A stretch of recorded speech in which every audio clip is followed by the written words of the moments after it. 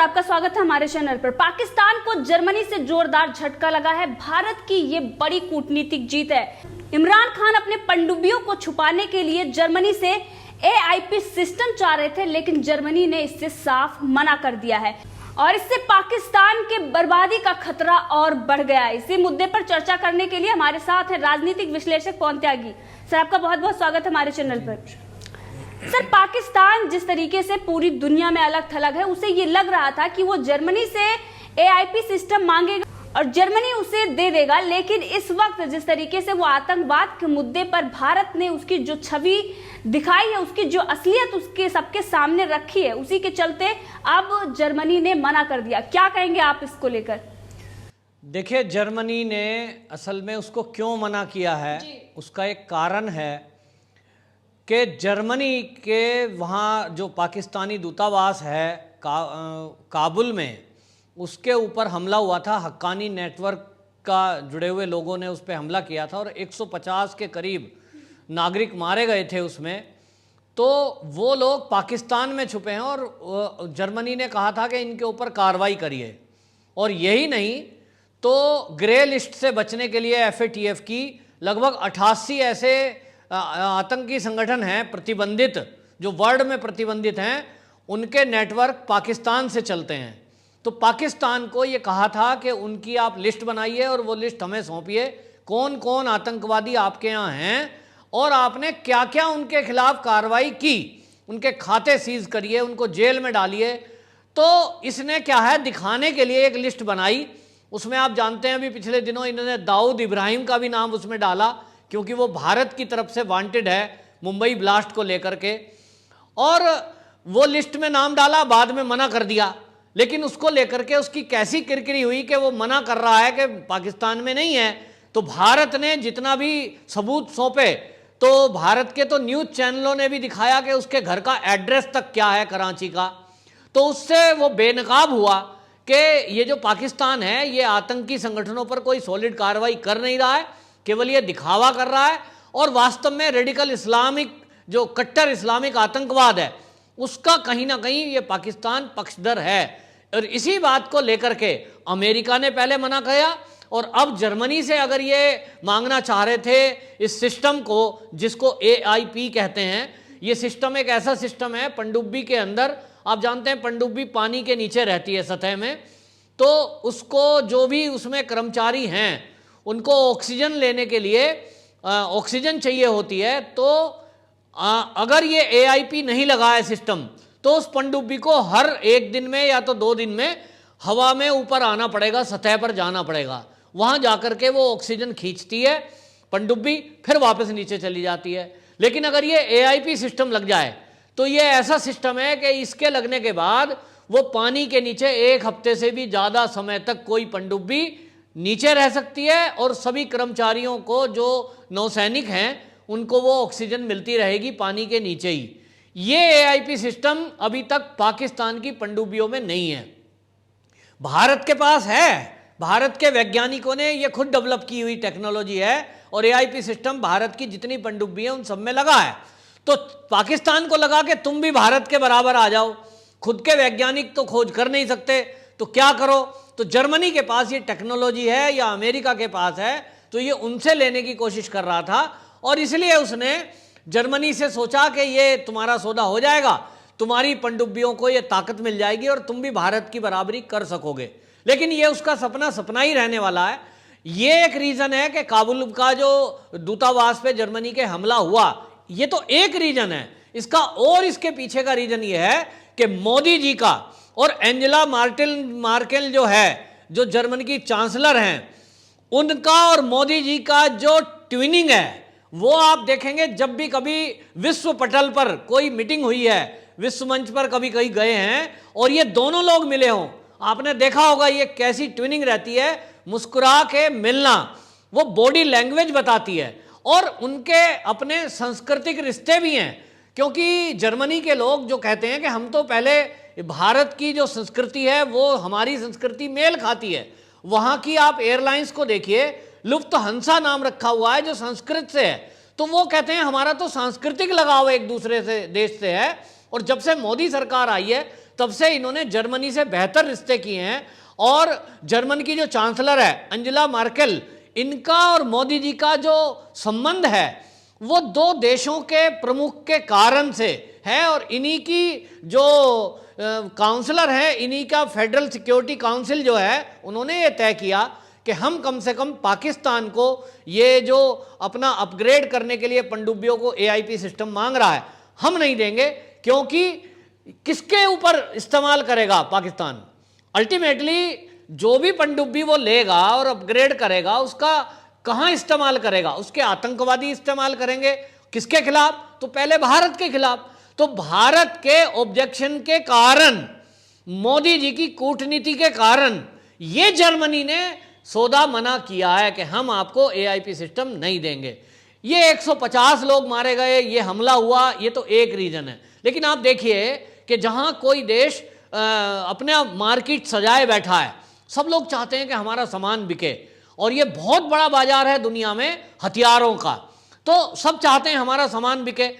पाकिस्तान खरीदना चाहता है, लेकिन उसको कोई बेचने वाला देश मना कर दे, हम तुम्हें नहीं देंगे, ये बहुत बड़ी बात है। और ये मना किया गया है, अमेरिका ने भी मना किया, तो अब जर्मनी ने भी मना किया कि भाई हम आपको नहीं देंगे, क्योंकि आपको जो भी हथियार दिया जाएगा आप उसे भारत के विरुद्ध इस्तेमाल करेंगे, आप आतंक के लिए इस्तेमाल करेंगे, और इसलिए आपको नहीं मिलेगा। तो ये जो AIP सिस्टम देने को जर्मनी ने मना किया है, ये पाकिस्तान के लिए बहुत बड़ा झटका है। क्योंकि अब उसकी जो पनडुब्बियां हैं, जिसको वो भारत की नौसेना से बराबरी में कंपैरिजन करने की कोशिश कर रहा था, बराबर में लेकर खड़ा होने की कोशिश कर रहा था, अब उसके मंसूबों पर पानी फिरा है। और अब हमारी जो नौसेना है, कहीं ना कहीं उससे उन्नत किस्म के हमारे पास पनडुब्बियां हैं। ये करारा झटका पाकिस्तान के लिए है, पाकिस्तान के सपनों के लिए है, और हमारी नौसेना की ताकत इससे बरकरार रहेगी। और वहीं पाकिस्तान की नौसेना अब सोच भी नहीं सकती, क्योंकि उनको रोज ऑक्सीजन के लिए ऊपर आना पड़ेगा और एक ही दिन में पकड़े जाएंगे, मार गिराए जाएंगे। तो ये मोदी जी की एक कूटनीतिक जीत है बहुत बड़ी, कि उन्होंने पाकिस्तान को ये सिस्टम देने के लिए, और वो दे ही देता, लेकिन कम से कम जर्मनी भारत की कूटनीति की वजह से ये रिश्ते को, ये देने को, AIP सिस्टम को मना किया है। तो पाकिस्तान के लिए वास्तव में करारी हार है। जी बिल्कुल, और उन लोगों के मुंह पर भी करारा तमाचा है जो एक वीडियो वायरल करते थे और वो उस पर दिखाते थे किस तरीके से एंजेला मर्केल ने प्रधानमंत्री नरेंद्र मोदी से हाथ मिलाने से मना कर दिया था। उन लोगों के लिए मुंह पर भी ये करारा तमाचा है, क्योंकि वो उस वीडियो में उन्होंने हटकर बातचीत करने के लिए कही थी, लेकिन उसको गलत तरीके से दिखाया जा रहा था। सर, वहीं पर अगर बात करें तो पाकिस्तान के एक राजदूत ने दूतावास, इंडोनेशिया में एक दूतावास ही बेच दिया, और जिसके खिलाफ सरकार अब उन पर कार्रवाई कर रही है। क्या कहेंगे आप इसको लेकर? देखिए, पहले मैं आपकी पहली बात का जवाब दे दूं। वो जो एंजेला मर्केल को लेकर के वीडियो जो वायरल किया पाकिस्तान ने, असल में वो दिखाना ये चाहते थे कि एंजेला मर्केल ने मोदी जी की बेइज्जती कर दी। और वो वीडियो असल में क्या है, एक मीटिंग में दोनों मिलते हैं नेता, और मोदी जी ऐसे हाथ बढ़ाते हैं, तो वो जहाँ कैमरामैन खड़े हैं मीडिया के, वो फ्लैग लगे हुए हैं पीछे, उन्होंने उसकी तरफ इशारा किया कि उधर चल के हम फोटो खिंचाएंगे। मान लीजिए आप दो रास्ते में कहीं गैलरी में टकराते हैं और कहीं कैमरामैन खड़े हुए हैं, वो उसको चाहती थी कि ये जो फोटो है मोदी जी का हाथ मिलाने का और एंजेला मर्केल का, वो वर्ल्ड के मीडिया में छाए और जाए, तो इसलिए उन्होंने इशारा किया आगे चलिए। लेकिन पाकिस्तानी मीडिया ने केवल वो उतना कैप्चर किया कि मोदी जी ने हाथ बढ़ाया है और उन्होंने आगे के लिए इशारा करते हुए हाथ नहीं मिलाया है। तो इसको आनंद मना रहे थे पाकिस्तान का मीडिया कि बड़ी खुशी की बात, ये देखिए मोदी जी की बेइज्जती हो गई। तो अब आप देखिए कि इमरान खान की कितनी बेइज्जती हो गई। मोदी जी का सम्मान और मोदी जी का मान पूरे वर्ल्ड में है, और जर्मनी में कितना है कि वो अगर हाथ नहीं भी मिलाया तो मोदी जी की बात मानकर ही वो अपने रक्षा सौदे तय कर रहे हैं। इससे बड़ी बात, इससे बड़ा सम्मान मोदी जी के लिए क्या होगा। दूसरी बात आपने जहां तक राजदूत की कही कि वो अपना दूतावास ही बेच दिया, असल में पाकिस्तान कंगाल हो चुका है। वहां हथियार खरीदने की होड़ तो है, क्योंकि उनको लगता है कि बस आतंकवादी तुम्हारा पेट भर देंगे। तो गोला बारूद और गोलियों से कोई पेट नहीं भरता जनता का। वो केवल अभी तक कश्मीर के नाम पर वोट ले लेकर आए वहां के नेता, और पाकिस्तान में प्रधानमंत्री बन गए। अब इमरान खान को उन्हीं की जनता कोस रही है कि तुम कश्मीर कश्मीर करते थे। अबे भैया, कश्मीर की बात बाद में कर लेना, पहले इस्लामाबाद की कर लो, पहले आप अपने देश की बात कर लो। तो वहां तो आलू प्याज मिल रहा है, टमाटर 200 रुपए किलो, आप वहां रोज लोगों को रोटी नहीं मिल रही है।